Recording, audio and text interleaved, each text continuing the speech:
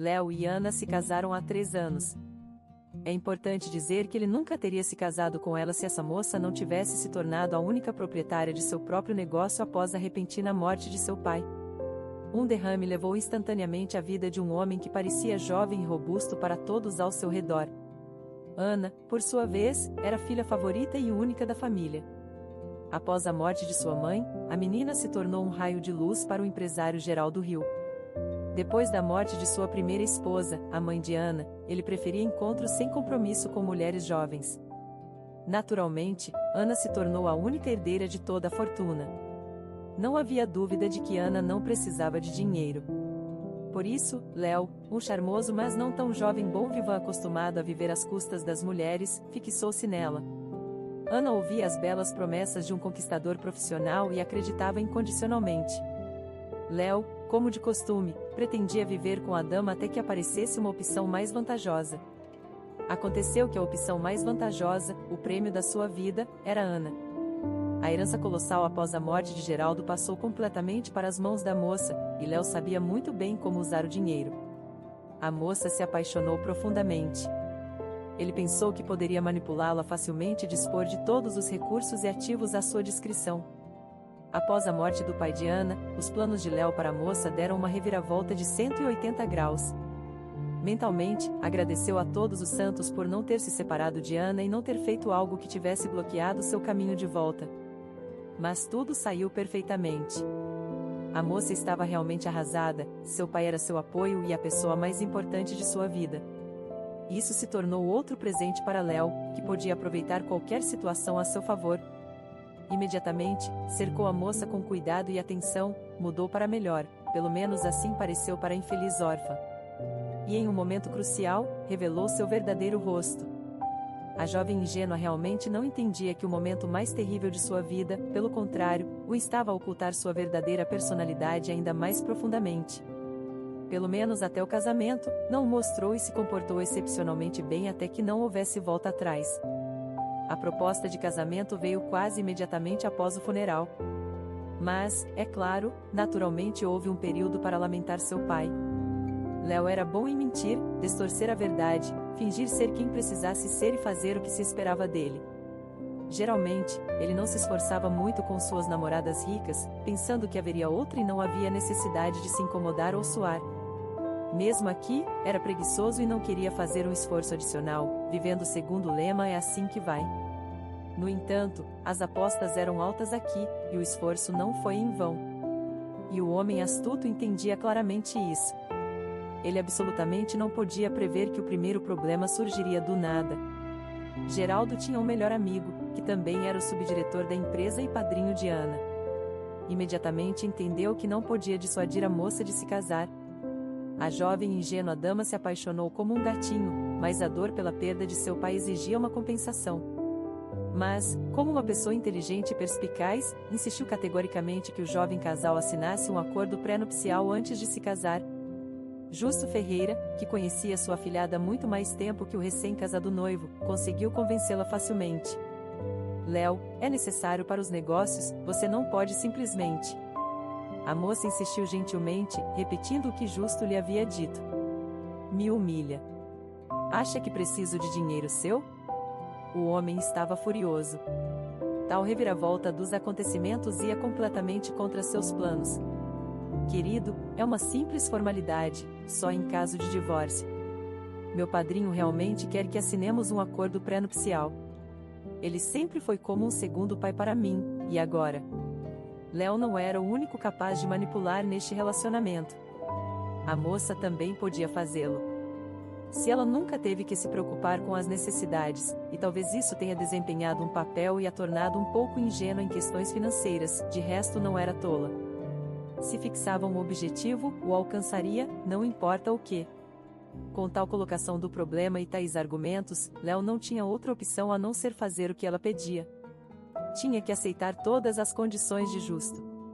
A redação no acordo pré-nupcial era padrão, mas cortava completamente os direitos de Léo.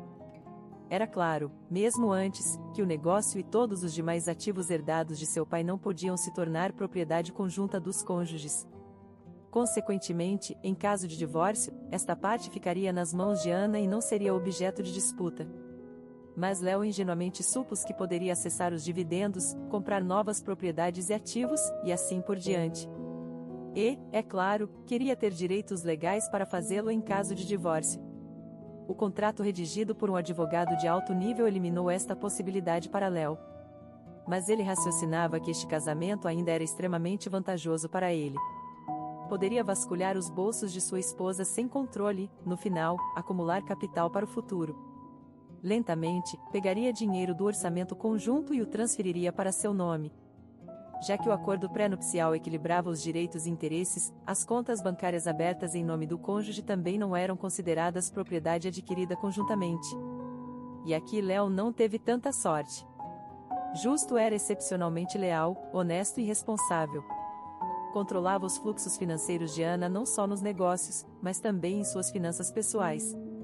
A Léo restavam somas muito modestas para seus gastos pessoais. Às vezes, as quantias eram até menores do que estava acostumado nos dias anteriores ao casamento. Mas Léo decidiu não se desesperar e ver como a situação se desenvolveria no futuro e a favor de quem ficaria o placar final do jogo. Resultou que a paciência era realmente uma virtude que valia a pena. Desde o primeiro dia de casamento, Ana estava desesperadamente tentando engravidar. Queria ser mãe, mas cada novo ciclo trazia amargura e decepção.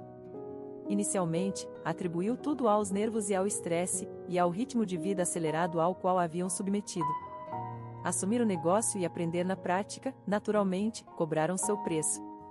Mais de um ano de tentativas mal-sucedidas obrigaram a moça a finalmente consultar especialistas, submeter-se a um exame médico completo e encontrar a causa dos fracassos. Resultou que tudo o que Ana atribuía ao estilo de vida frenético eram sintomas e sinais de alerta. Seu corpo estava advertindo que tinha um problema, mas ela o ignorou. No final, os médicos deram um diagnóstico sombrio, lhe haviam diagnosticado câncer. Passou 2 anos de tratamento e sofrimento em seu país natal e depois no exterior, mas tudo isso não deu resultados. E houve sucessos mínimos e houve recaídas ao estado anterior e, às vezes, até piorava. Durante quase 2 anos, Ana havia estado sendo tratada, enquanto Léo nominalmente havia estado desempenhando o papel de um esposo amoroso. Seu interesse pessoal era simplesmente que Ana não sobrevivesse. Aparentemente, não pôde ocultá-lo suficientemente bem. Nem ela nem ele falaram abertamente sobre isso, mas Ana sabia de suas inúmeras aventuras com outras mulheres. Não havia segredos nem revelações para ela. Léo, por outro lado, parecia pensar que ainda era muito hábil no engano e na manipulação. Sobressaía-se no papel do esposo de uma esposa moribunda, e ninguém sabia sobre seus casos. Acreditava que sua estrela da sorte o havia encontrado novamente, que só tinha que aguentar um pouco mais e uma chave de ouro estaria no bolso, literalmente de ouro. No entanto, todos comentavam o comportamento de Léo, desde as enfermeiras e cuidadoras nos hospitais onde Ana ficava até justo. Tentou abrir-lhe os olhos e mostrou-lhe fotos de Léo com outras mulheres. O que você está esperando?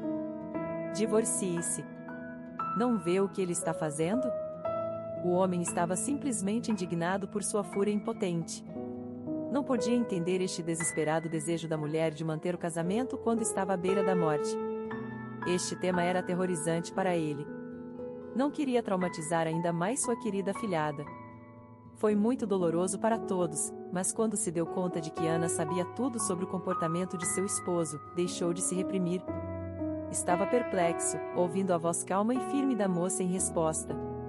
Também temia abordar em voz alta um detalhe legal crucial: Ana não tinha testamento. Seu único herdeiro de primeira ordem era seu esposo. Este canalha herdaria tudo. Não se podia negar que os esforços de Justo também eram uma pena. Tanto trabalho convertido em pó. Compreendeu que este marido dilapidaria toda a fortuna em poucos anos. Justo não podia encontrar paz com esta injustiça, mas não podia ir contra sua consciência e falar abertamente com sua afilhada. Todos sabiam que esta conversa já não seria uma medida preventiva. Neste ponto, não era segredo para ninguém que não havia nenhuma possibilidade. Ana estava morrendo, e aconteceria muito em breve. A contagem regressiva estava em semanas. Léo já esfregava as mãos avidamente. Seus olhos brilhavam com a antecipação de se livrar de sua esposa doente e adquirir um capital substancial. Pensava que tudo sairia a seu favor. Justo rezava para não ter que tocar no assunto de fazer o testamento ele mesmo. Felizmente, não foi necessário. Ana mesma iniciou a conversa. No choque em que se encontrava o homem pela história de sua afilhada, não esperava passos tão bem pensados, tanta astúcia e cálculo tão frio. Verdadeiramente, a vingança é um prato que se serve frio. Ana havia interiorizado esta máxima e a havia tornado realidade. O que lhe ocorreu requeriria muito esforço e tempo de sua parte. Mas, ao final de sua jornada nesta terra, cumpriu todos os seus sonhos e esperanças. Esta conversa entre a afilhada e seu segundo pai se manteve em segredo para todos os estranhos. Naturalmente, o traidor e vigarista Léo não fazia parte deste círculo. Ficou sabendo de tudo no final, quando já não se podia mudar nada. Infelizmente, não ocorreu nenhum milagre. Embora até o último momento os entes próximos de Ana tivessem esperanças. Todos, exceto seu esposo. Embora fosse duvidoso se poderia chamá-lo de uma pessoa próxima. Ana faleceu. O funeral e o serviço memorial já haviam sido organizados e planejados meticulosamente pela própria falecida. Ela, calma e decididamente, fez os planos, ditou seus desejos finais e expressou sua última vontade. A mulher estava tranquila e resoluta. No dia seguinte à cerimônia de despedida, o tabelião chamou as pessoas que Ana mencionou em seu testamento e pediu que viessem para sua leitura. Resultou que Ana havia escrito um testamento e o manteve em segredo. Ninguém conhecia seu conteúdo, nem mesmo o tabelião, e para todo seu conteúdo seria uma surpresa. Só uma nota para o tabelião foi aberta, indicando a lista de pessoas que deviam estar presentes na leitura e em que dia após sua morte se anunciaria o testamento da falecida. Esta chamada surpreendeu Léo. Estava convencido de que sua esposa não havia preparado nenhum documento oficial em caso de sua morte, e que o esposo se tornaria seu único herdeiro, como estabelece comumente a lei em tais casos. Ainda esperando o melhor, foi à reunião com sua nova amante, a bela Paula. Pensou que seria um espetáculo muito eficaz de confiança. Jogaria na cara de todos os presentes e na de sua falecida esposa. Independentemente do texto do testamento, não podia se permitir ir embora humilhado e desonrado dali, especialmente porque não tinha nada a perder. Se Ana lhe deixasse sua propriedade, o fato de ter uma amante e o comportamento imoral do esposo não mudariam nada. Pensava que era astuto e sábio, havia considerado todas as possibilidades e se coberto as costas. Resultou que a falecida esposa era mais sábia. Léo chegou à reunião com Paula. Era uma sala fechada onde já se haviam reunido várias pessoas. Ao ver Justo, não se surpreendeu, mas o que o impactou foi quando viu o amigo da família, ou seja, mais precisamente o amigo de Ana, seu amigo de infância Alexandre. O horror foi que não veio sozinho, vinha com um carrinho que continha uma criança muito pequena. A julgar pela roupa, um menino. Léo não havia ouvido falar que Alexandre tivesse se casado ou tivesse um filho. Léo, é claro, não se qualificava para nenhum título avançado, mas também não era completamente tolo. Seu coração deu um salto e compreendeu que a situação estava prestes a piorar. Nada do que estava acontecendo aqui era acidental, e o haviam superado em astúcia. No entanto, ainda precisava manter a compostura, já que já havia chegado. A curiosidade também o atormentava. Realmente queria saber o que Ana havia tramado, embora já estivesse claro que era algo extremamente humilhante para ele. A situação se intensificou de repente. Revelou-se que havia um testamento, seu anúncio secreto e uma criança pequena na sala. Durante uns 20 minutos, todos os presentes estiveram sentados em silêncio em diferentes cantos da sala. Ninguém se aproximou. O desfecho foi iniciado pelo testamento de Ana. Justo, seu padrinho, e Alexandre, o amigo de infância de Ana, que chegou a um evento tão estranho na companhia de um bebê em um carrinho. O menino olhava ao redor com curiosidade e parecia feliz de estar ali. Era o único que parecia satisfeito com a companhia. Também estavam Léo e Paula na sala. É claro que Paula não conhecia Ana. O tabelião estava presente estritamente por iniciativa de Léo. Ele suspeitava que pediriam a sua namorada para sair para garantir a completa confidencialidade do procedimento. Mas o velho tabelião que chegou pontualmente não mencionou uma palavra sobre a presença de estranhos na sala que deviam sair. Como Léo supôs mais tarde, isso foi feito deliberadamente para humilhá-lo ainda mais. O tabelião parecia estar prolongando intencionalmente a parte introdutória, explicando por que haviam se reunido e como, com grande honra, anunciava o último testamento da falecida. Neste momento, Léo entendeu pelo sorriso malicioso que nunca abandonou o rosto de Justo e pelo olhar fixo no chão de Alexandre que o conteúdo do testamento era um segredo apenas para ele. O ancião leu a parte introdutória e o preâmbulo do documento de maneira longa e tortuosa. Mas quando finalmente chegou à parte mais importante, começou de novo com o óbvio e mundano. Ana havia escrito o testamento com a esperança de envolver a audiência e provocar suas reações. Assim, não havia nada surpreendente nem inesperado nele. No entanto, Léo já estava muito nervoso, e isso se fazia notar ao seu redor. Para começar, o tabelião descreveu o último desejo da falecida com respeito ao seu padrinho Justo Ferreira. Durante bastante tempo, tudo mencionado no testamento se referia ao seu papel na empresa e à obrigação de qualquer sucessor de mantê-lo em um cargo de liderança até que decidisse sair por conta própria. Compreensível e justo, em geral. Só esta parte estava escrita por Ana em 3 folhas, e o ancião a leu com tédio, insistência e, como resultado, muito lentamente. A impaciência de Léo se multiplicou pelo ritmo de tartaruga do tabelião. Finalmente, o clímax do texto chegou aos ouvidos de Léo. O ancião leu: A meu legítimo esposo Léo Crespo, tiro o direito de receber a herança. Após ler esta nota modesta e concisa, o leitor olhou atentamente para Léo, como se lhe perguntasse se entendia a essência do que foi dito. O esposo humilhado não teve outra opção senão assentir. Já havia se preparado mentalmente e decidido esta reação que expressaria publicamente. Paula tomou sua mão e tentou se levantar para ir embora de maneira demonstrativa, mas Léo a reteve em seu lugar. Ela o olhou com um olhar inquisitivo, mas o homem a ignorou. Também gostaria de sair do lugar de sua humilhação pública o mais rápido possível. No entanto, a atuação ainda não havia terminado, e o espectador convidado queria vê-la até o final. Após uma pausa, o tabelião continuou: Todos os meus bens no momento de minha morte, sem importar de que estejam compostos nem onde se encontrem, os lego a meu único filho Roberto Santos. Até que alcance a maioridade, nomeio seu pai Alexandre Santos e Justo Ferreira como tutores e administradores dos bens de seu pai. Todos os documentos necessários estão anexos ao texto do testamento. Foi um golpe baixo. Parecia que havia doído a Léo não moralmente, mas fisicamente. O quê? Um filho? De Alexandre? Sua paciência se quebrou e um grito espantado irrompeu. Esta notícia não surpreendeu a ninguém mais além de Léo e Paula. Era natural, se um era o pai e o outro havia assinado documentos aceitando ser o tutor de um menor. Léo suspeitava que sua esposa tramaria algo, mas de onde saiu esta criança? Com certeza poderia dizer que ela não estava grávida. O menino parecia ter não mais de 1 ano. Poderia ter sido responsável como marido, mas definitivamente teria notado uma barriga de gravidez. Este é o filho biológico de Alexandre? Perguntou em voz alta e ao acaso. Nesse momento, o tabelião já havia se afastado bastante de anunciar o herdeiro principal e havia começado a explicar detalhes processuais. O grito forte interrompeu de imediato o ancião, e todos os presentes, sem desviar o olhar, fitaram o marido de Ana.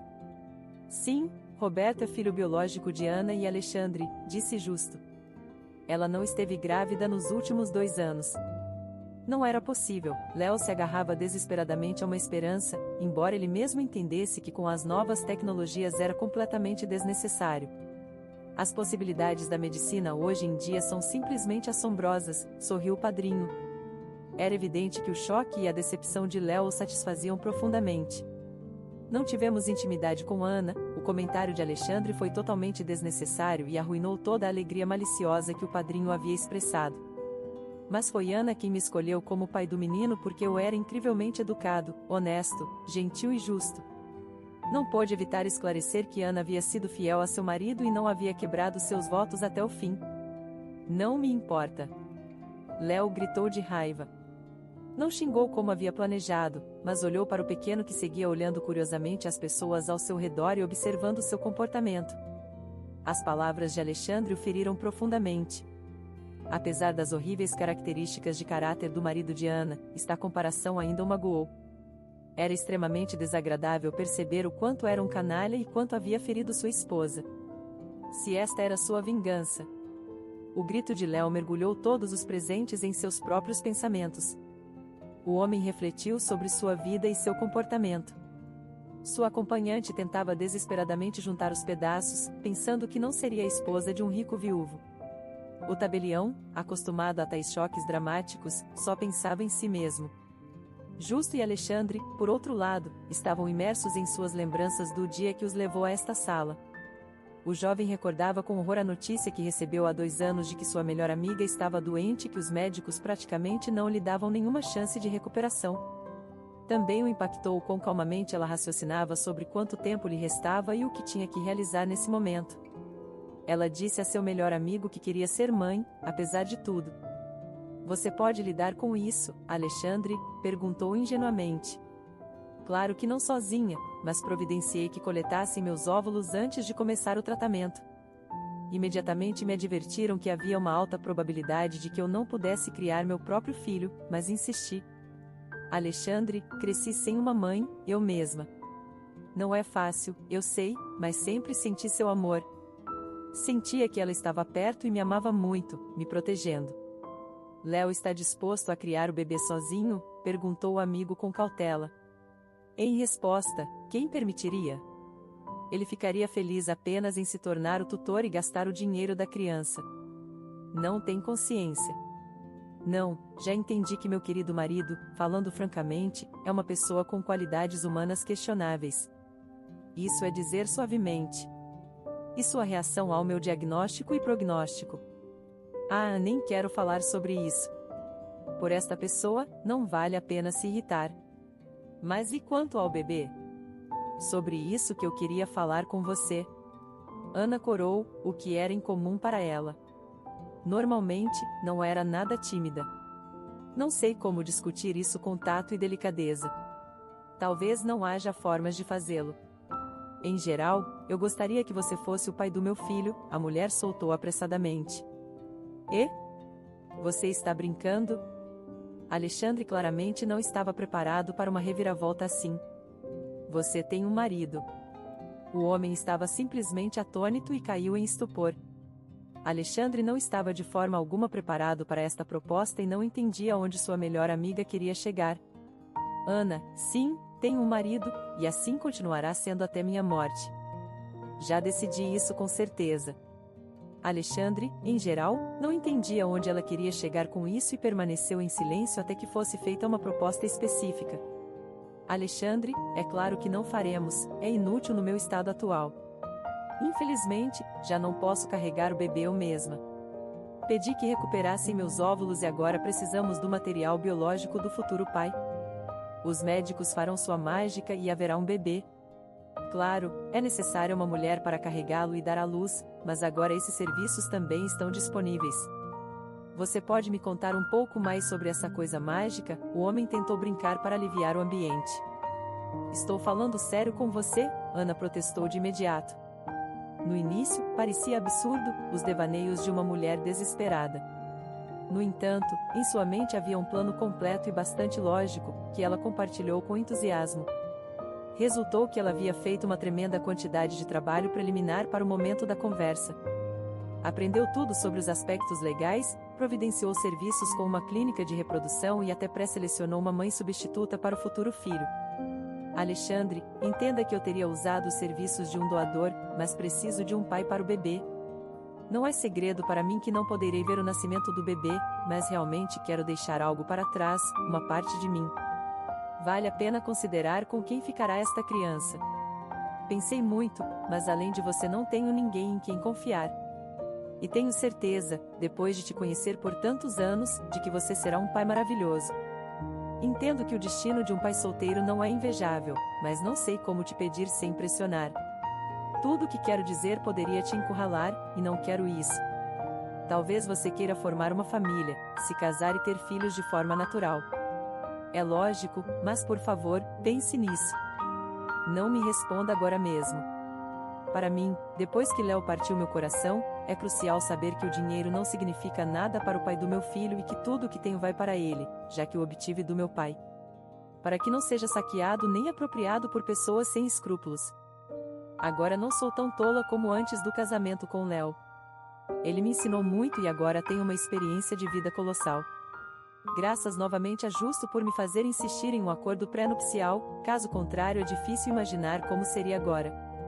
Mas graças ao meu padrinho, todo o dinheiro é meu e Léo não tem acesso a ele, nem terá. Sinto muito, foi outro argumento pelo qual te escolhi. Você não precisa de dinheiro, de modo algum. Você tem muito disso. Meu pai, o homem interrompeu pela primeira vez, ajustando o raciocínio de Ana. Você sabe que acabarão com você. Trabalha dia e noite para que o negócio familiar prospere. Se você nunca precisou de nada, agora sei com certeza que uma pessoa bem alimentada não entende a fome. Alguém que cresceu na pobreza nunca pensará em um pedaço de pão, especialmente se a criação e a decência também são lutas. Haverá problemas, e por isso me fui, acrescentou a mulher tristemente. Sinceramente, estou completamente confuso. Imaginei o processo de me tornar pai de maneira diferente, Ana. E de fato, nunca quis aplicar o status de pai solteiro a mim mesmo.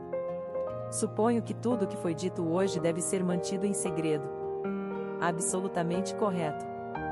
Devo pedir sua permissão para consultar meus pais. Ana protestou com gestos, mas Alexandre não lhe deu a oportunidade de expressar sua indignação em voz alta. Ana, você conhece meus pais desde a infância. Eles saberão disso. Entenda-me, não posso tomar uma decisão assim sozinho. Não posso e não quero assumir tanta responsabilidade. É uma criança, um bebê. Não será suficiente ter apenas uma babá. Se você não estiver lá, precisarei da ajuda de pessoas próximas. Você não as tem, descartemos essa opção de imediato. Mas eu as tenho. Preciso informá-los e pedir sua opinião. Ana cedeu. Não tinha nada substancial para objetar. Só lhe rogou que jurasse que a informação não se divulgaria além disso. Alexandre pôde prometer. A conversa com os pais foi muito difícil. O pai aceitou neutralmente tudo o que foi dito, afirmando que apoiaria qualquer decisão e respaldaria seu filho. Naturalmente, ajudaria seu neto ou neta tanto quanto pudesse. A mãe não foi tão liberal. Como todas as mães, queria uma família normal e feliz para seu filho, que se casasse com uma boa moça e tivessem filhos juntos. Sentia uma pena infinita por Ana. Conhecia-a desde a infância da melhor maneira, mas era muito difícil aceitar este pedido. Não podia se reconciliar com o fato de que a mãe potencial de seu neto estivesse morrendo e que uma desconhecida carregaria e daria à luz o bebê. A doença não pode ser transmitida ao bebê? A mulher tinha medo de fazer esta pergunta. Era terrível e incômoda, fora de lugar, mas o que mais ela podia fazer? Este era seu neto, tinha que se assegurar de que nada o ameaçasse. Superando sua natureza, perguntou o que o pai de Alexandre também tinha vergonha de perguntar. Quase imediatamente ela disse que não tinha uma forma hereditária da doença e que o material biológico foi examinado minuciosamente. Isso acalmou um pouco a mãe ansiosa, mas não completamente. Nada estava indo como ela gostaria. Não era de todo típico. Tal incerteza era muito assustadora. No entanto, após pensar, apoiou seu filho e disse que aceitaria absolutamente qualquer decisão que Alexandre tomasse. E, é claro, mimaria a criança e ajudaria em tudo que pudesse. Seria seu neto, não poderia ser de outra forma. Alexandre mesmo hesitou por muito tempo. Quem poderia tomar uma decisão tão fácil? A proposta de Ana o surpreendeu. Após muita agitação interna, decidiu que não fazia sentido recusar. Afinal, do que alguém poderia se arrepender pelo nascimento de seu próprio filho? Quando anunciou sua concordância a Ana, ela simplesmente ficou encantada. Na semana seguinte, começaram a implementação gradual de seu plano. Enquanto Alexandre estava sentado e recordava toda a história que havia mudado radicalmente sua vida, Justo lembrava da conversa que Ana havia iniciado há pouco mais de 2 meses. O padrinho veio visitá-la no hospital como de costume. A princípio, nada parecia incomum. Bastante inesperadamente, sua afilhada foi direto ao ponto e lhe disse que precisava ter uma conversa séria com ele. Tinham que discutir algo importante.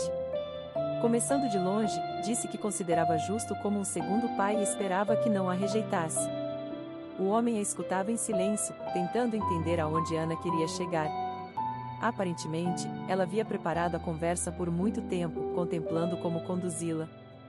Mas no último momento as emoções se apoderaram dela e, fazendo uma pausa melodramática, Ana soltou que queria que ele formalizasse os documentos para se tornar o tutor de seu filho.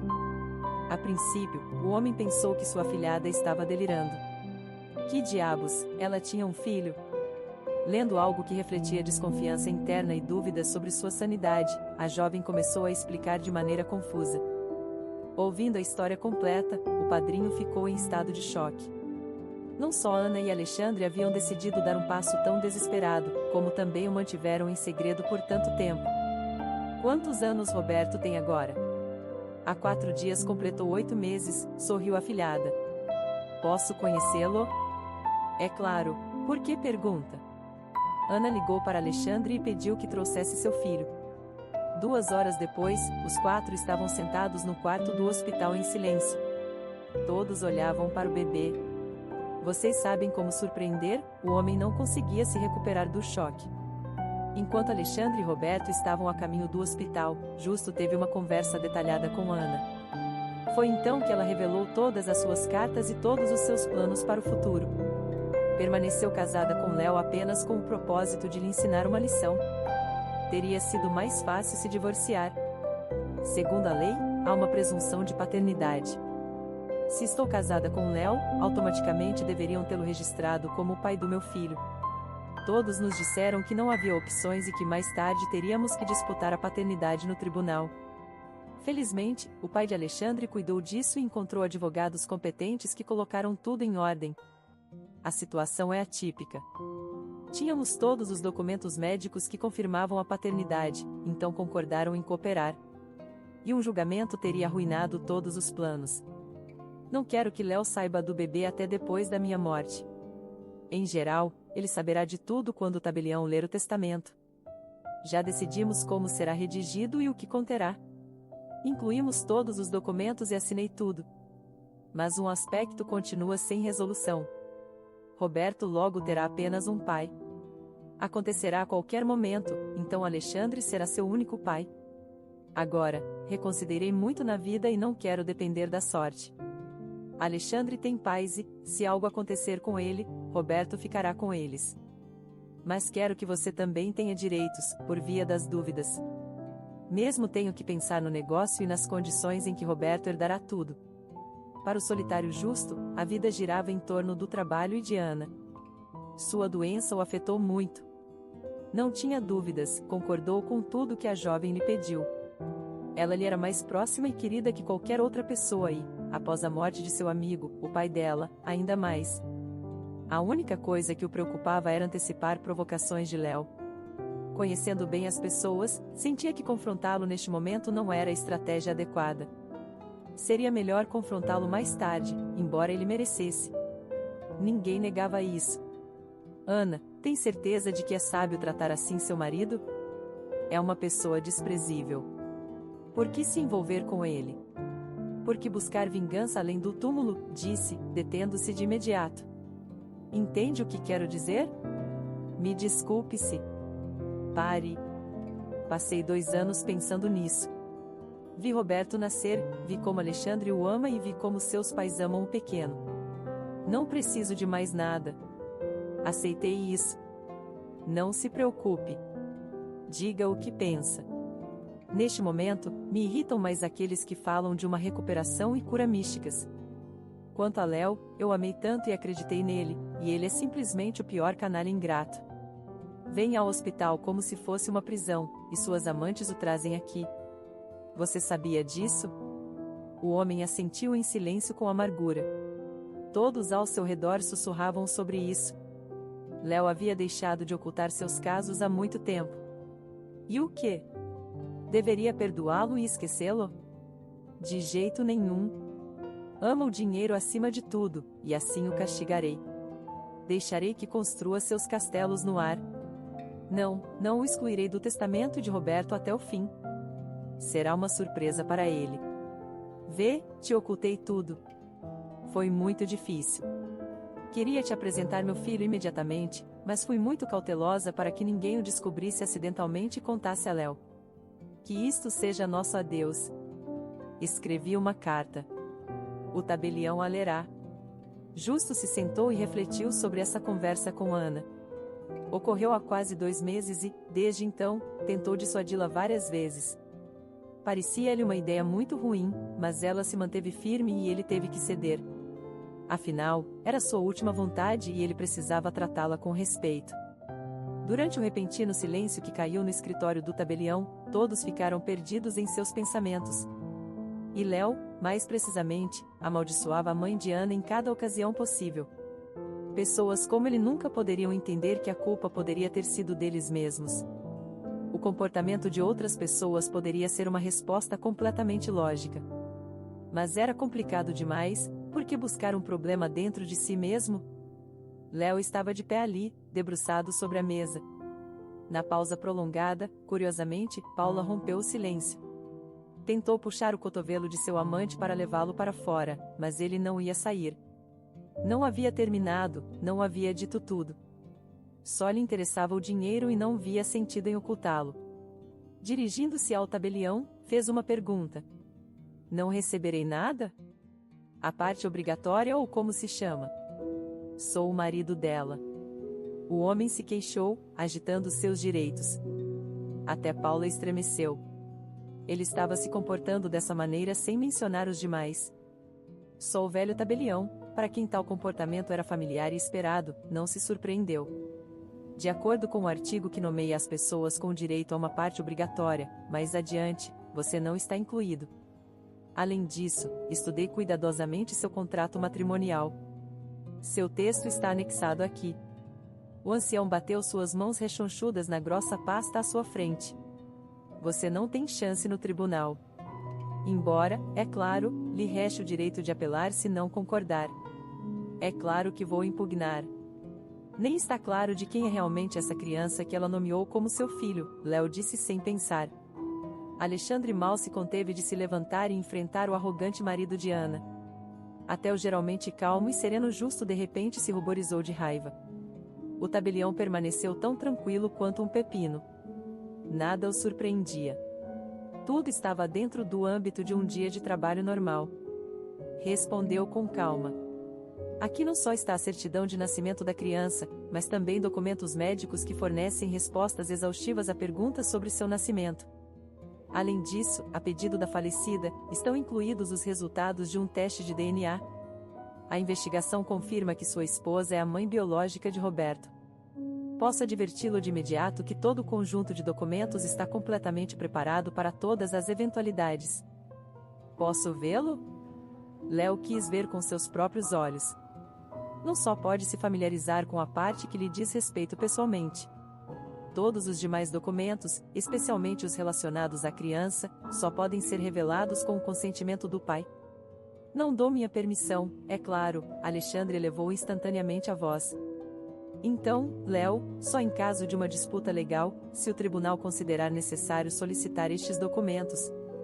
Isso finalmente esmagou Léo. Saiu furioso do escritório, batendo a porta atrás de si e gritando que não deixaria as coisas assim. Sua companheira revelou-se mais serena e educada. Despediu-se e foi embora, fechando a porta calmamente atrás de si. Está bem que este tolo não tenha assinado o que lhe leram no texto do testamento? Perguntou Justo ao tabelião. Há muita gente como ele.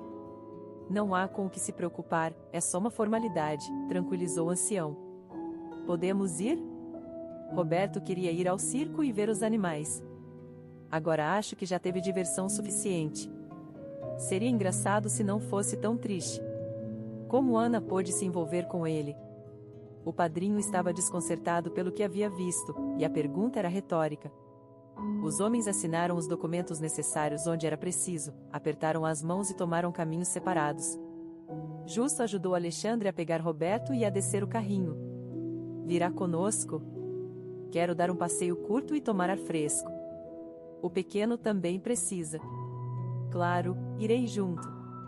Durante um tempo, caminharam um ao lado do outro em silêncio, escutando o sussurro das rodas do carrinho enquanto levavam o bebê adormecido pacificamente.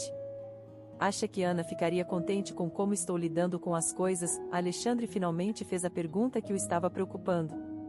Tenho certeza de que ficaria. Você é um excelente pai. É evidente que você e ele são um só em tudo, o padrinho o encorajou. Honestamente, algo mais me preocupa. Sabe, acho que Ana combinou isso com você. Tentei dissuadi-la do que acabou de acontecer. Você se refere a essa brincadeira com o testamento e como ele ficou sabendo de Roberto? Justo permaneceu em silêncio e simplesmente assentiu. Claro que falou sobre isso, respondeu Alexandre. Eu mesmo trouxe esse assunto constantemente. Não gostei da ideia desde o início. É um sujeito desagradável, amargo e mercenário.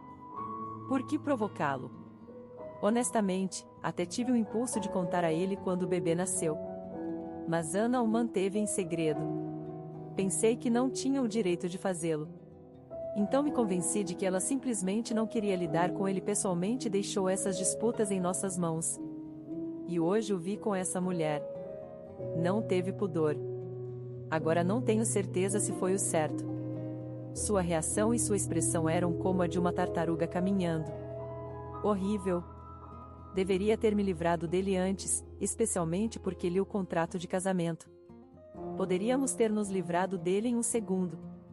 E agora tenho que ir literalmente, como representante do herdeiro, tomar todas as posses, o carro e despejá-lo do apartamento. Não quero vê-lo. Acho que Ana também não queria isso. Também desempenhou um papel, queria se vingar porque o amava. Para que ele não dissesse nada depois. Ela o amava tanto, e este maldito amor não encontrou outra saída. Minha pobre garota.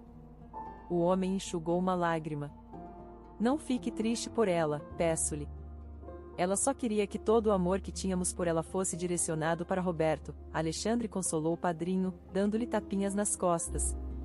Enquanto os homens falavam de suas preocupações e se deleitavam em lembranças, Léo e Paulo os observavam do carro e discutiam o mesmo assunto.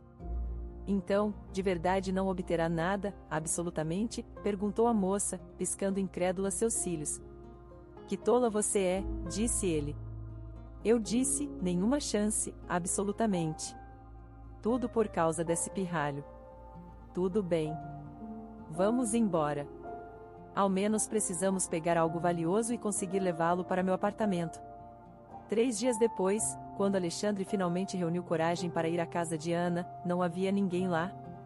Havia se preparado para uma dura confrontação, até levando o pessoal de segurança para evitar problemas desnecessários. No entanto, Léo entendeu tudo corretamente e já havia se mudado. É claro, não sem seu próprio benefício, levou da casa numerosos objetos de valor que poderiam ser considerados pessoais. Em outras palavras, Alexandre tentou manter certa legalidade com respeito aos pertences de Ana. Léo estava sentado em sua pequena cozinha no apartamento que herdou de seus pais, sorvendo amargura. Paula o havia deixado. Por que ela quereria sair com um rapaz sem dinheiro? Léo refletia sobre como havia chegado a este ponto. No passado, costumavam pagar-lhe. E agora uma jovem e bela moça tomava dinheiro para estar com ele. É claro, o playboy não tão jovem e decadente culpava a todos, menos a si mesmo, por seus infortúnios. Em sua versão dos fatos, sua ex-esposa era culpada de tudo o que havia acontecido. Ela o havia esgotado de toda a sua força vital e, no final, o havia arruinado com a herança. Ele esperava que o dinheiro o transformasse instantaneamente em um homem de negócios bem-sucedido com uma pilha de ativos. Enfrentar tal perda não foi fácil. Como Ana disse acertadamente a Alexandre, Léo estava construindo castelos no ar. De fato, os havia construído em suas fantasias, era jovem, bonito, bem-sucedido e muito rico. Por culpa dela, perdeu tudo. Resultou que não era tão jovem nem atraente como antes, como Paulo demonstrou vividamente quando partiu. Em sua despedida, disse muitas coisas desagradáveis. Não é desejado, um bêbado sem dinheiro que se acha alguém. Após sua partida, Léo se horrorizou ao perceber que isso era verdade. Tudo o que ela disse não foi por despeito nem para ofender. Sua ex-amante simplesmente dizia a verdade, porque fingir era completamente inútil. A culpa de sua ex-esposa somava-se o fato de que não podia ser bem-sucedido e rico. Agora, a possibilidade de se tornar um homem de negócios bem-sucedido desmoronou como um castelo de cartas. Léo passou quase 2 semanas de sua vida em uma bebedeira contínua. Queria escapar da realidade. O sonho de cristal despedaçado o fez em pedaços. lidar com essa dor foi extremamente difícil. Como um típico egoísta infantil, não via sua culpa no que havia acontecido. A raiz de todos os problemas e a encarnação de todas as criaturas demoníacas era sua falecida esposa. Quando se casou com ela, era o sonho de qualquer dama abastada, mas se tornou um vagabundo por culpa de sua esposa. Constantemente se enredava e se convencia de que toda a culpa era de Ana. Naturalmente, a cada dia que passava, a intensidade do ódio aumentava. Em um dos ataques de ressaca matinal, Léo finalmente decidiu que já era suficiente. Este método não o levaria ao sucesso e não se vingaria de sua ex-esposa. Segundo ele, ela só ficaria feliz e divertida de vê-lo arrastado ao abismo da dependência do álcool. O homem finalmente se resolveu em reunir forças, não beber por uns dias e então visitar uma consultoria jurídica em um estado um pouco mais decente. De repente, uma faísca de esperança se apresentou, mostrando que nem tudo estava perdido. Talvez houvesse alguma chance de obter ao menos uma pequena parte da herança. Anteriormente, havia esperado toda a fortuna, mas agora ficaria feliz com uma modesta ajuda. Léo se sentiu profundamente humilhado quando, há uns dias, chegaram pessoas de justo à sua casa. Quase lhe tiraram as chaves do carro à força e rasgaram a procuração emitida por Ana. Um dos rapazes declarou: "Não sabia que uma procuração perde sua força legal após a morte da pessoa que a emitiu?" Léo se sentiu pressionado e moralmente destruído. Alguém lhe deu um gole para fazê-lo falar sobre onde havia escondido as joias de Ana. Nesse momento, certamente não sentiu culpa alguma. Não pensou nem por um segundo que havia feito algo errado. Em essência, ao roubar as joias de sua esposa da casa, pensou que lhe pertenciam legitimamente e que tinha direito a ter ao menos algo. Afinal, aguentou sua esposa por quase 3 anos. Ele acreditava que merecia alguma compensação. Aos seus próprios olhos, Léo pintou seu próprio retrato como uma figura quase santa que nunca se afastou do leito de sua esposa doente. Nesses momentos, esquecia as intrigas intermináveis, o vício em jogos, o álcool e sua atitude negligente para com sua esposa. Esta é uma qualidade muito conveniente para egoístas tão irresponsáveis que só amam a si mesmos e criam uma imagem impecável de si mesmos em suas mentes. Léo havia se convencido de sua infalibilidade e perfeição por tanto tempo que acreditava nisso e estava disposto a demonstrá-lo veementemente.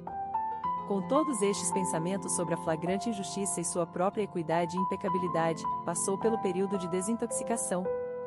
Resultou que já tinha um desejo de beber, o que o surpreendeu desagradavelmente. Desejava desesperadamente beber, mas se agarrava à ideia na qual se convenceu repetidamente, o quão bom era e o quão injustamente o tratavam. Deveria ter se levantado e lutado por si mesmo, defendendo seus direitos e interesses legítimos. Quando esta mensagem de que precisava de ajuda e simpatia decidiu buscar uma consulta. A amável jovem assentiu com simpatia, aparentemente totalmente do seu lado. No entanto, quando se tratou de dar conselhos ao cliente, afirmou firmemente que não havia opções. Compreenda, você assinou este acordo pré-nupcial você mesmo. Foi redigido de maneira excepcionalmente profissional e meticulosa. Você não pode reclamar nenhuma propriedade no casamento. Isto é, se falamos de atribuir alguma parte da herança que lhe corresponderia sob o regime matrimonial de propriedade conjunta. Mas aqui não há nada para atribuir. Não havia tal regime, foi excluído por este acordo pré-nupcial. E a herança? O tabelião na leitura do testamento me disse que não estou entre os herdeiros com direito a uma participação obrigatória. É verdade. Para os herdeiros com direito a uma participação obrigatória na herança, a lei nomeia claramente a lista de tais pessoas. Está fechada e você realmente não está incluído nela. Minha esposa realmente pôde fazer um testamento me excluindo? Sim, ela mudou a ordem da herança prescrita pela lei. Se não houvesse testamento, você herdaria junto com seu filho. Ela mudou esta ordem com seu testamento final. Posso impugnar isso? Sempre pode tentar, mas não há possibilidades. Digo-lhe honesta e abertamente, não há motivos para declarar inválido este testamento. E o que acontece com o acordo pré-nupcial? Léo se aventurou a perguntar com esperança em sua voz. O mesmo. Não há condições ocultas, apenas formulações padrão de pessoas de negócios que tentam preservar seu capital. Se quer conhecer minha opinião profissional, não gastaria nervos e dinheiro em demandas fúteis. Entendo. As últimas esperanças se desmoronavam ante seus olhos. Permita-me esclarecer uma coisa. Você disse que se não houvesse testamento, eu herdaria? Sim, ocorre segundo a lei neste caso. Os herdeiros são chamados em ordem, primeiro o primeiro grau, e se não estão lá, o segundo, e assim sucessivamente. Neste caso específico, sua esposa não tinha pais. Está você, o cônjuge, e o filho. Então vocês dois teriam dividido toda a herança entre si, a moça pacientemente explicou os detalhes. Porque cada grau de herança nomeia claramente uma lista exaustiva de indivíduos. Para o primeiro grau, inclui pais, filhos e o cônjuge do falecido. O que acontece se o herdeiro nomeado no testamento morre? Depende se morrem antes ou depois que se abre o testamento, ou seja, após a morte do testador. Isso é importante? Extremamente crucial. Se o herdeiro nomeado no testamento morre antes que se abra o testamento e não há indicação de um herdeiro alternativo, o testamento se anula e tudo segue segundo a lei. Se morrem depois que se abre, há algo chamado transmissão testamentária. Em essência, se o herdeiro nomeado no testamento morre depois da morte do testador, os herdeiros desta segunda pessoa falecida herdarão. Estou confuso. Pode explicar em termos mais simples? Em termos gerais e aplicando ao seu caso, se o filho de sua falecida esposa morresse neste momento, toda a propriedade de sua esposa seria herdada por seu pai legal como seu único herdeiro do primeiro grau. Como é possível isso? Léo gritou. Havia entrado em um estado de raiva cega. É o que estabelece a lei? O consultor legal se afastou da mesa ao ouvir tal reação à declaração de fatos secos. É 100% certo. Se não confia em mim, posso chamar colegas e mostrar-lhe um documento. Não, não é necessário. A raiva se converteu em um amargo sentimento de desespero. Depois de pagar no caixa, saiu correndo, batendo a porta ruidosamente. É que esses malditos advogados não podem falar em uma linguagem clara, explicar as coisas corretamente, enfureceu-se Léo para si mesmo. E novamente não podia encontrar forças para aceitar a situação e se resignar a ela. Não buscava culpados desta vez. A culpada era a moça que simplesmente lhe falou de suas possibilidades. Bem, é claro, na mente de Léo, o principal monstro que arruinou toda a sua vida era Ana. Ela tinha culpa de tudo. Por que deu à luz a este maldito filho? Enfureceu-se. E se tanto necessitava, eu deveria ter sido o pai? Mulher vil. Não conhecia as razões pelas quais ela agia daquela maneira e porque queria que alguém mais que não fosse seu marido fosse o pai de seu filho. Seu comportamento atual ilustrava vívida e coloridamente porque Ana raciocinava corretamente. A ira de Léo o esmagava de dentro para fora. Manifestava-se para fora e voltava para ele, queimando tudo em seu caminho. Caminhou em direção ao ônibus, refletindo sobre por que tinha que afundar tão baixo devido à sua esposa. Ela, e só ela, tinha culpa de tudo. Ele queria vingança. Que triste que ela tenha morrido e eu não possa bater nela, pensou. Tantas vezes mal contive meu impulso, consolando-me que minha paciência seria generosamente recompensada. Começou a contemplar como se vingaria dela e o que podia fazer agora. Uma pessoa doente que havia se levado ao extremo e não se dava conta. Seus pensamentos saltaram ao ponto em que queria profanar seu túmulo. Refletiu sobre o que era importante para ela e o que lhe causaria o maior sofrimento. A resposta era óbvia e ele a viu, o miserável degenerado Roberto. Léo recuou como se tivesse levado um choque elétrico. Caminhava e sorria porque finalmente havia elaborado seu plano de vingança. É claro, ainda havia muitas questões a resolver e detalhes a estruturar, mas o principal era que havia decidido. Não ia fazer mal a ele. Pior, muito pior. Qual é o pior pesadelo de uma mãe? Não poder ajudar seu filho em apuros.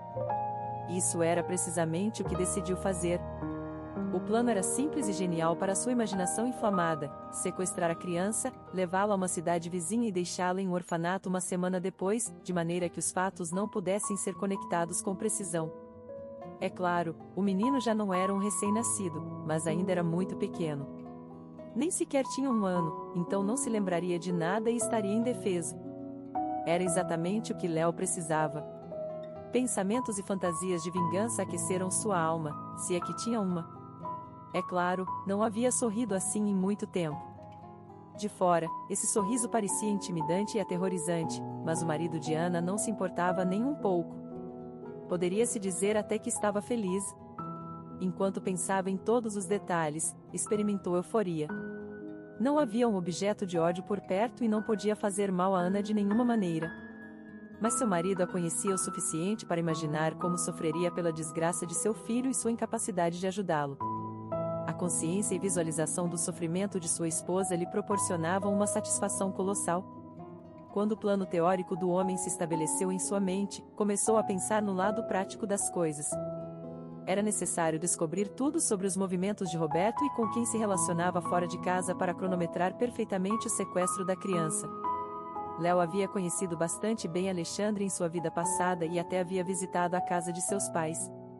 Agora não precisava explicar onde exatamente viviam o pai e a criança, em um apartamento na cidade ou na mansão da família. Tomando um veículo compartilhado, Léo foi ao escritório de Alexandre para segui-lo e assim localizar a criança. A espera não foi longa.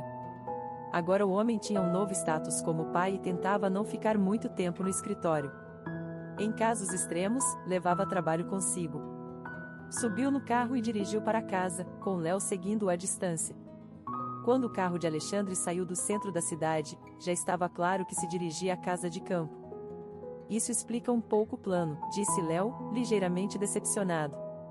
Em um condomínio suburbano de elite, havia segurança reforçada tanto em todo o condomínio como pessoalmente em cada casa. Léo sabia disso com certeza.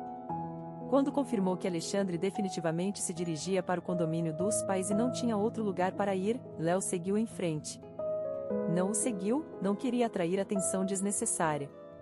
Só nesse momento Léo finalmente se deu conta das dificuldades que enfrentaria ao realizar seu plano. Era desconhecido quanto tempo teria que passar literalmente na floresta com binóculos para estudar a rotina diária e os movimentos da criança. Valia a pena considerar tudo de novo, se o jogo valia a pena? Absolutamente, Léo raciocinava consigo mesmo, cuja psique vacilou notavelmente após a revelação do testamento. Aquela desgraçada arruinou minha vida, e arruinar a vida de seu bastardo herdeiro rico. O homem riu maliciosamente. Viverá às custas do Estado, e sua mãe o observará de cima, compreendendo que tudo é culpa dela. Se naquele momento Léo tivesse encontrado alguém compassivo, alguém que notasse as mudanças que estavam ocorrendo nele e o levasse ao médico. Se naquele momento Léo tivesse encontrado alguém compassivo, alguém que notasse as mudanças que estavam ocorrendo nele e o levasse ao médico, a história poderia ter tomado um rumo diferente. Mas a história não se entretém em modos subjuntivos. No final, as pessoas obtêm o que buscam. Como diz o ditado, cuidado com seus desejos, tendem a se realizar. Léo desejava desesperadamente a morte de sua esposa e acreditava que isso lhe daria satisfação. Acreditava que o deixaria sozinho e rico. Os desejos nem sempre se cumprem como imaginamos. Tudo o que aconteceu poderia ter sido uma lição de vida importante para ele, mas Léo não gostava de lições e não lhe traziam nenhum benefício. Desde a infância, simplesmente atribuía a culpa sem tentar entender a situação ou buscar a causa em si mesmo. Mas Léo não tinha igual quando se tratava de alcançar seus objetivos. Uma vez que algo entrava em sua cabeça, não importava quão absurdo fosse, ele levava até o fim. Infelizmente, este caso não foi uma feliz exceção. Passou 2 dias inteiros não observando, mas preparando todas as condições necessárias para a vigilância. Léo percorreu toda a área para encontrar o ponto de observação perfeito. Precisava de um lugar de onde pudesse observar todo o condomínio e, o mais importante, a casa de Alexandre. Também era essencial que o observador não fosse visto. Seu esconderijo devia ser discreto o suficiente. Léo não poupou esforços nem tempo até encontrar um lugar que considerou perfeito em todos os sentidos. Durante mais de uma semana, Léo se levantava antes do amanhecer e corria para o condomínio, ficando lá até tarde da noite. Observou diligentemente tudo o que acontecia na casa com binóculos, tomando notas meticulosas para não perder nada. Resultou que a criança era cuidada por seu pai, sua avó e sua babá. Foram as principais pessoas com quem se relacionou fora da casa. Alexandre e sua mãe eram completamente inadequados para a ação planejada por Léo, ambos conheciam o marido de Ana de vista e poderiam apontá-lo imediatamente. Os planos de Léo não incluíam de forma alguma assumir a culpa pelo crime. É claro, assumia que haveria perguntas, mas esperava poder evadi-las. Esta criança era o herdeiro de duas grandes empresas. Será que ninguém havia ouvido falar de sequestro por resgate? Nesse sentido, a babá foi escolhida como vítima do ataque. Entrava e saía em um horário estritamente definido, passeando com Roberto pelas mesmas rotas, o que agradava a Léo. Além disso, as circunstâncias se alinharam especificamente para ele. Numa quarta-feira, durante seu passeio de rotina com a criança dormindo pacificamente no carrinho, a mulher se aventurou além do território vigiado do condomínio, seguindo uma pequena trilha na floresta. Chegou a uma clareira onde claramente a esperava outra babá de um condomínio similar próximo. Estiveram conversando e passeando com seus carrinhos, e Léo até podia ouvir suas risadas. Para que o plano funcionasse, tinha que ser confiável. Tinha que esperar um tempo e se preparar. Ele entendia perfeitamente, por isso decidiu observar a babá por várias quartas-feiras mais para determinar se isso era normal ou, mais provavelmente, uma exceção. A situação era delicada e requeria grande precisão e certeza. Léo deixou de patrulhar o condomínio todos os dias. Isso só atrairia a atenção de alguém, precisava passar despercebido. Agora só ia às quartas-feiras, justamente quando a babá saía para passear durante o dia, e tudo funcionava como um relógio. Cada quarta-feira ela saía e tomava um caminho pela floresta, além do alcance da segurança do condomínio. Era simplesmente uma sorte incrível para o sequestrador. Visitou durante 4 quartas-feiras consecutivas para se certificar de que o sistema não falharia. Na quarta vez, quando viu a babá indo além do condomínio, foi embora sabendo que voltaria na próxima quarta-feira à mesma hora. Mas desta vez levaria a criança. Léo calculou cuidadosamente toda a rota da babá, identificando o lugar mais conveniente para atacá-la. Para realizar o ataque, adquiriu uma potente pistola elétrica. Comprou-a no mercado local e pagou em dinheiro para que não pudesse ser rastreado. Planejou meticulosamente cada detalhe para executar seu plano e evitar ser pego. Da mesma forma, adquiriu um velho carro doméstico através de uma procuração, roubou as placas e as colocou no veículo comprado. Calculou onde deixar o carro para que tivesse que correr o suficientemente perto, mas não tanto a ponto de chamar a atenção. O homem também elaborou sua aparência para ocultar sua figura e rosto, tornando-se irreconhecível. Os pensamentos sobre o sequestro se tornaram uma obsessão. Dormia com eles e acordava pensando na mesma coisa repetidamente. Além disso, começou a sonhar com como sequestrava Roberto, até os mínimos detalhes. No dia designado, havia perdido quase 7 quilogramas, tornando-se uma sombra de si mesmo. Mesmo um olhar fugaz para Léo indicava imediatamente que esta pessoa deveria ter medo. Nas quartas-feiras, estacionava em um lugar pré-selecionado e esperava. Os minutos pareciam horas, e Léo chegou 2 horas antes do habitual. Quando a mulher saiu para passear com a criança, esse tempo lhe pareceu uma eternidade.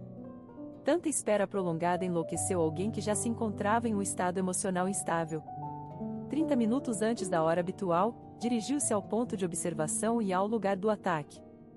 O ponto de observação e o local do ataque haviam sido escolhidos de antemão, assim como o lugar do sequestro. Quando Léo viu a babá caminhando pela trilha empurrando um carrinho à sua frente, seu coração afundou. O longo plano desconectou completamente da compreensão de que teria que fazê-lo na realidade.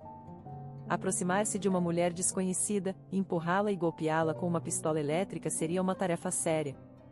Depois teria que tirar a criança do carrinho e correr para o carro. Em sua mente, parecia que aconteceria de maneira diferente, como em um videogame. Mas isso era muito real. Ali estava ela, aquela mulher. Ali estava o carrinho com a criança curiosa dentro, examinando o mundo ao seu redor. Por natureza, Léo não era inclinado à violência, e cruzar esta linha era bastante desafiador. No entanto, lembrou-se por que havia planejado tudo isso. Lembrou-se daquele ódio furioso por Ana e saiu correndo de seu esconderijo. A primeira parte do plano foi executada à perfeição, assim como a organização, que era digna de elogio. No entanto, o destino interveio. Léo se apressou em direção à babá da criança, empurrou-a sem esforço para longe do carrinho, derrubou-a no chão e apertou o botão da pistola elétrica, dando-lhe uma forte descarga elétrica nas costelas. Ela se dobrou bruscamente. Tudo o que restava era a criança. Léo precisava tirá-la do carrinho e correr para o carro. No entanto, as coisas deram errado nesta etapa. Léo teve que se agachar na frente do carrinho para desafivelar os cintos de segurança que prendiam a criança. De repente, o sequestrador ouviu um forte barulho e sentiu uma dor ardente em seu lado direito. Caiu no chão em posição fetal. Roberto, assustado pelos ruídos e pela mudança rápida de cenário, começou a chorar alto. No momento seguinte, Léo perdeu a consciência. Só recobrou um pouco de consciência quando um idoso vestido como um caçador rural estava parado sobre ele, exalando um forte cheiro de álcool. O homem, sem rodeios, repreendeu Léo ferido e amarrou suas mãos. Nesse momento, o sequestrador voltou a perder a consciência. O homem desconhecido era o homem que o marido de Ana chamava de Caçador Marcos. Era muito conhecido em 2 condomínios de luxo adjacentes. Seu posto de guarda ficava praticamente no meio, um pouco mais longe da clareira onde se encontravam as babás dos condomínios vizinhos. A casa do caçador estava bem escondida por uma vegetação densa, e Léo simplesmente não a notou. Resultou que naquele dia, Marcos voltava de uma loja local onde acabara de comprar algo para aliviar sua ressaca. Sempre levava consigo uma espingarda de cano duplo.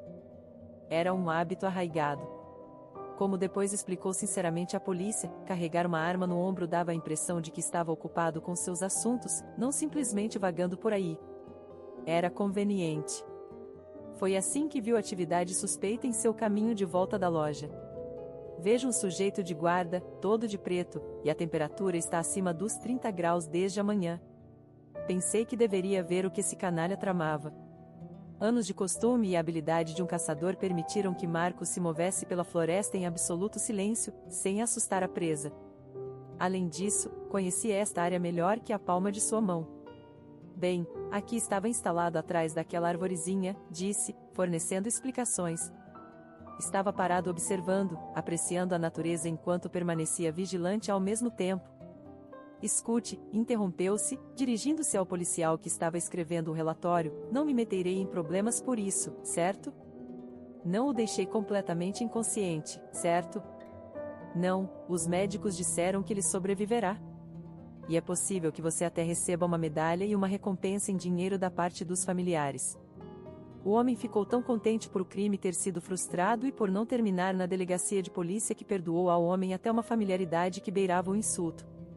Podia ver que o sujeito falava sem nenhuma má intenção. E a mulher? Como ela se livrou da pistola paralisante? Até eu me assustei. Tudo está bem com ela agora, não se preocupe. Certo, não me distraia. O que aconteceu depois? E então veja esse canalha correndo de repente para a mulher, derrubando-a sozinha e tentando alcançar a criança. Bem, atirei. Bem feito. Sim, a distância era mínima. Estava certo de que havia acertado a mulher no lado. Caso contrário, não teria atirado. A criança no carrinho estava bem ali, a uns 40 centímetros na frente dele. Exatamente. Você fez bem, Marcos. Será uma celebridade local agora. Olhe, os jornalistas já estão se reunindo ali, ansiosos para entrevistá-lo. Vamos, assine o papel e vá embora. Aproveite os raios da glória. Não, não quero. Não posso simplesmente omiti-lo? Por que não? Não quero. Posso ir para casa? Claro que sim. Se algo acontecer, sabe que o chamaremos de novo. Venha imediatamente quando receber a ligação, certo? Está bem.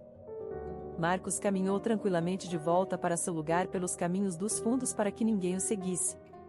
Sentia que não havia feito nada especial, qualquer um em seu lugar teria feito o mesmo.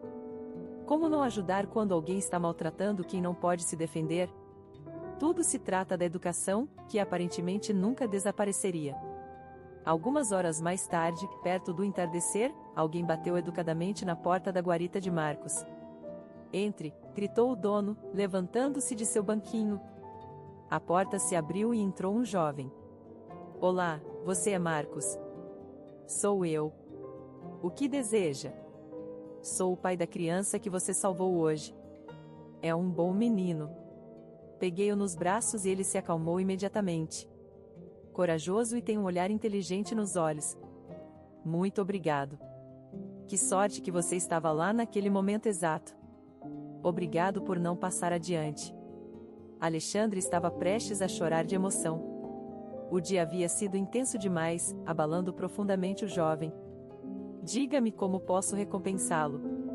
Oh, vamos. Realmente não há nada pelo que agradecer. Do que você está falando? Se uma criança estava em jogo. Marcos ficou genuinamente surpreso por estar sendo agradecido por algo assim. No entanto, Alexandre insistiu. Bem, se é tão importante para você, pode me comprar um pouco de manteiga e alguns cigarros. Isso nunca está sobrando. Claro. Ei, se não se importa que eu pergunte, aquele policial nunca me contou toda a história. Ele queria sequestrá-lo por dinheiro, certo? Estava planejando pedir um resgate? Não, infelizmente é muito mais complicado que isso. Bem, me conte se puder. Tenho vivido aqui num vácuo de informação, por assim dizer, e estou entediado. Vai levar muito tempo. Não o incomoda? De jeito nenhum, amigo. Vou colocar a chaleira. O momento é perfeito. Sente-se e comece. Alexandre começou a relatar com hesitação tudo o que lhe havia acontecido no último ano. Ana, sua doença, a louca ideia de se tornar em paz, sua morte e seu último ato de vingança contra o marido.